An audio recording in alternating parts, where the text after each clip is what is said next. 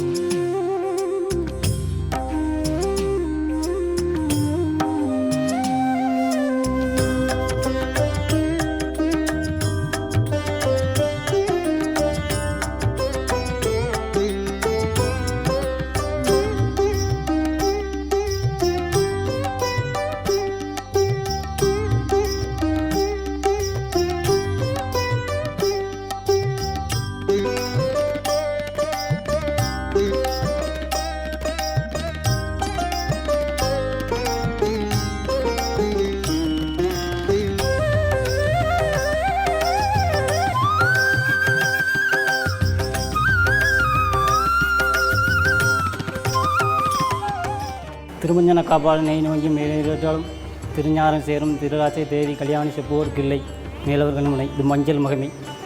அருள் தரும் நித்திய கல்யாணி அம்பாள் சமேத வரகுண பாண்டீஸ்வரர் திருக்கோயில் ராதாபுரம். இது அமைந்திருக்கிற திருவள்ளி மாவட்டம் ராதாபுரத்தில் அமைந்துள்ளது. கூடங்குளத்துக்கு மிக அருமையாக அமைந்துள்ளது. 1008 சிவக்ஷேத்திரங்களில் ஒன்றாக க்ஷேத்திர கோவையில் இடம்பெற்றுள்ள பெருமையை பெற்றது.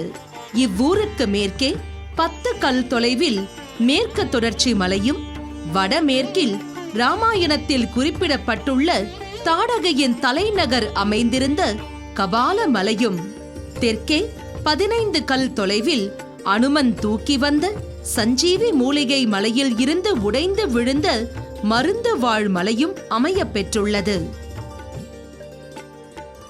வரகுண பாண்டியன் என்ற அரசன் வேட்டையாடி மாலை பொழுதில் தனது நகரம் சென்று சுவாமி தரிசனம் செய்ய முடியாமல் காட்டிலேயே தங்க வேண்டிய நிலை ஏற்பட்டதால் மன்னன் மன வருத்தம் கொண்டான். அவனது மனக்கவலையை போக்க சிவபெருமானும் அவனுக்கு அவ்விடத்திலேயே காட்சி கொடுத்தார். வரகுண பாண்டியனும் மனம் மகிழ்ந்து இறைவனை வணங்கி அவ்விடத்திலேயே இறைவனுக்கு கோயில் கட்டி சிவலிங்கத்தை பிரதிஷ்டை செய்து வணங்கியதால் இறைவனுக்கு வரகுண பாண்டீஸ்வரர் என்ற திருநாமம் ஏற்பட்டது. நித்திய கல்யாணி அம்மை வரகுண பாண்டீஸ்வரர் கோயில் கொண்டுள்ள ராதாபுரத்திற்கு கிழக்கே 2 கல் தொலைவில் உள்ள உதயத்தூரில் செட்டியார் ஒருவர் வசித்து வந்தார்.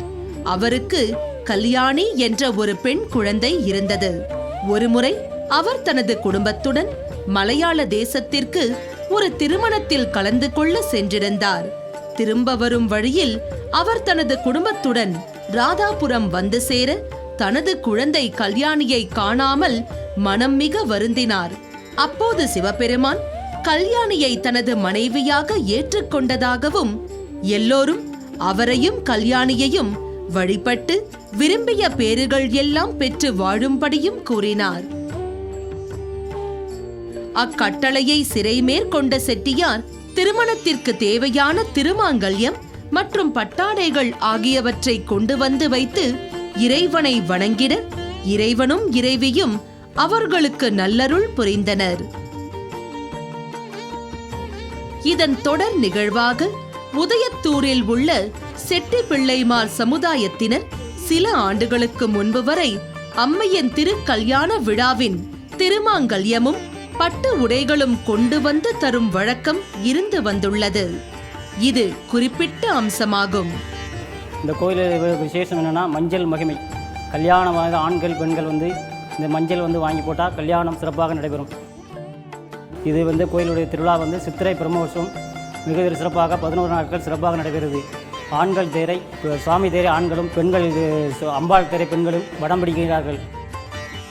அதோடு அம்பாளுக்கு திருக்கல்யாணம் ஐப்பசி மாதம் உத்திர நட்சத்திர திருக்கல்யாணம் நடைபெறும். சங்கடகர சதுர்த்தி சிறப்பாக நடைபெற்று வருகிறது. அதை முருகருக்கு சஷ்டி திருக்கார்த்திகையும் நடைபெறுகிறது. அதேபோல் பௌர்ணமி பூஜைகள் நடைபெறுகிறது. அஷ்டமி பூஜை தேவி அஷ்டமி மிக சிறப்பாக நடைபெறுகிறது. தைப்பூசம் தைப்பூச மண்டபத்தில் அந்த ராதாபுரம் பேருந்து நிலையத்தில் அமைந்துள்ளது. இது சுமார் 1400 வருஷத்துக்கு முற்பட்டது. இந்த கல்யாணி அம்மன் வந்து மீனாட்சி அம்மனுடைய கோயிலை சிற்பி வந்து ஒரே சிற்பி சென்றதாக ஐதீகம் உள்ளது. இந்த தலவிருட்சம் வந்து கடம்ப மரமாகும்.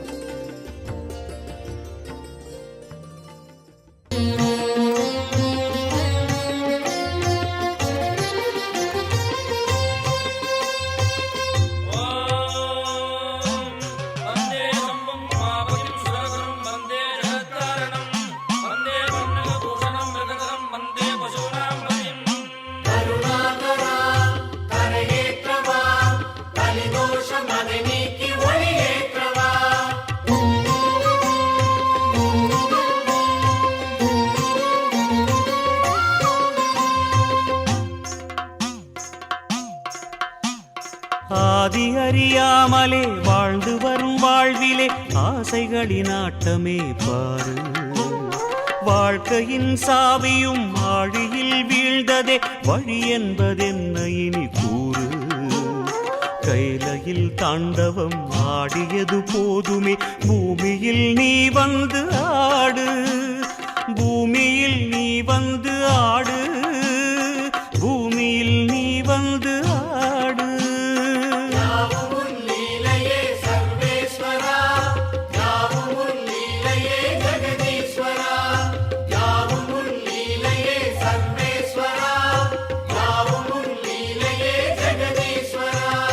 ஆதி அறியாமலே வாழ்ந்து வரும் வாழ்விலே ஆசைகளின் ஆட்டமே பாரு. ஆசைகளின் ஆட்டமே பாரு.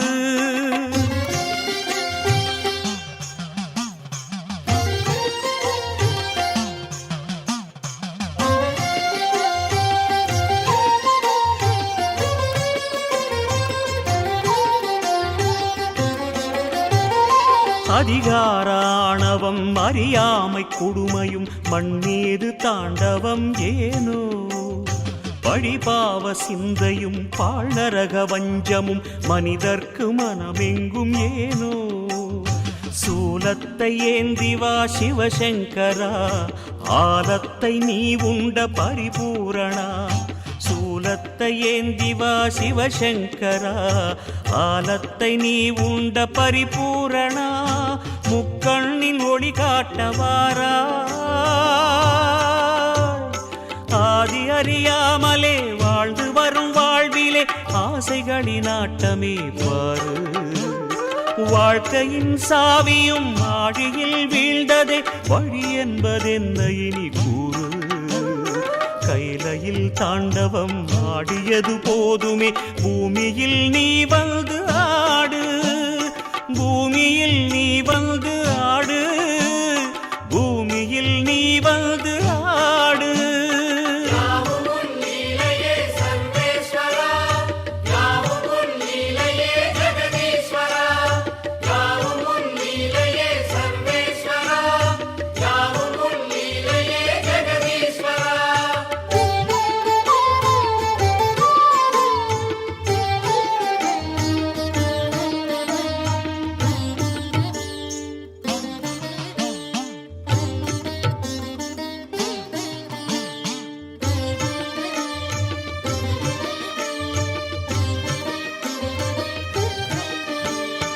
ஏன் இந்த பாவங்கள் ஜெகதீஸ்வரா. ஏன் இந்த கோலங்கள் பரமேஸ்வரா. ஏன் இந்த தடுமாற்றம் சர்வேஸ்வரா. ஏன் இந்த அவலங்கள் கங்காதரா. மூன்றாவதாம் உன் கண்ணையே நீர் திறப்பீர் உலகுயவே. ஆதி அறியாமலே வாழ்ந்து வரும் வாழ்விலே ஆசைகளின் ஆட்டமே பாரு. வாழ்க்கையின் சாவியும் ஆழியில் வீழ்ந்ததே வழி என்பதென்ன இனி கூறு. கைலையில் தாண்டவம் ஆடியது போதுமே பூமியில் நீ வந்து ஆடு. பூமியில் நீ வந்து ஆடு. பூமியில் நீ வந்து ஆடு.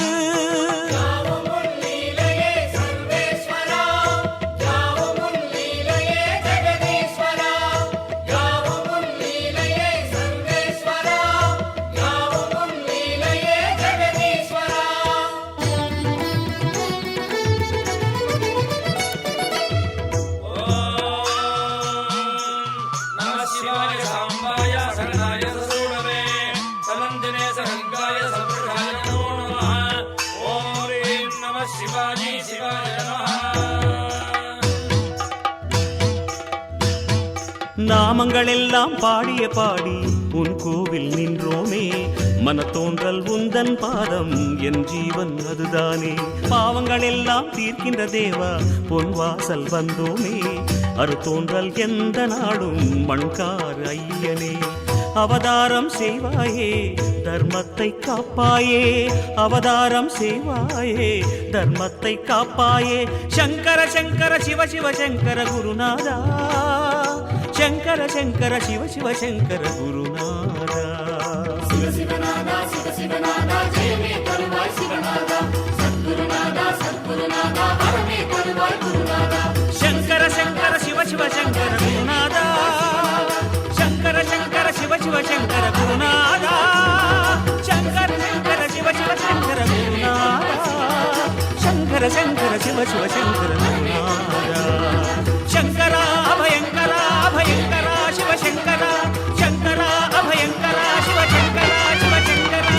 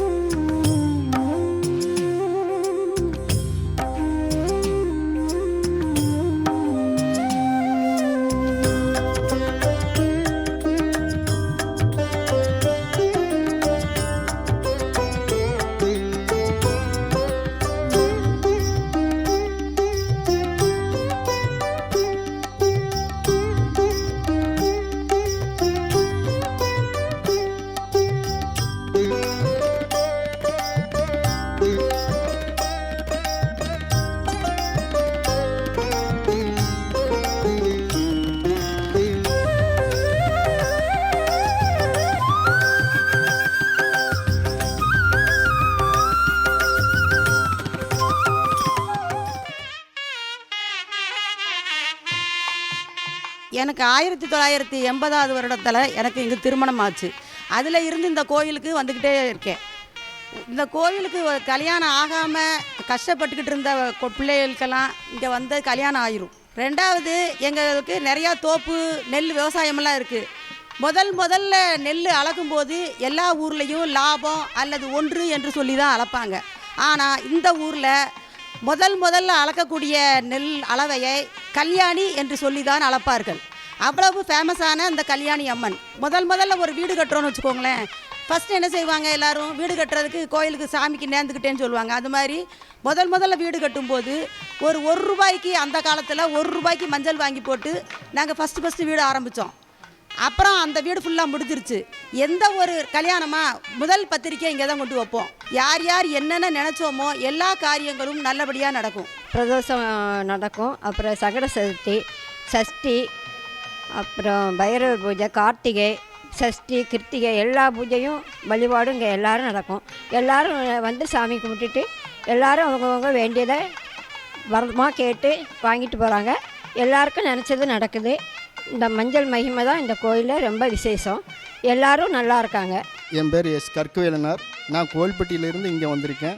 இந்த அம்மன் வந்து நான் கோவில்பட்டியிலேயே கேள்விப்பட்டது காரணமாக இந்த கோயிலுக்கு வந்து எல்லா காரியமும் நிறைவேறும் அப்படின்னு எல்லோரும் சொன்னதுனால இந்த ஊருக்கு நாங்கள் சுற்றி பார்க்க வந்திருக்கோம்.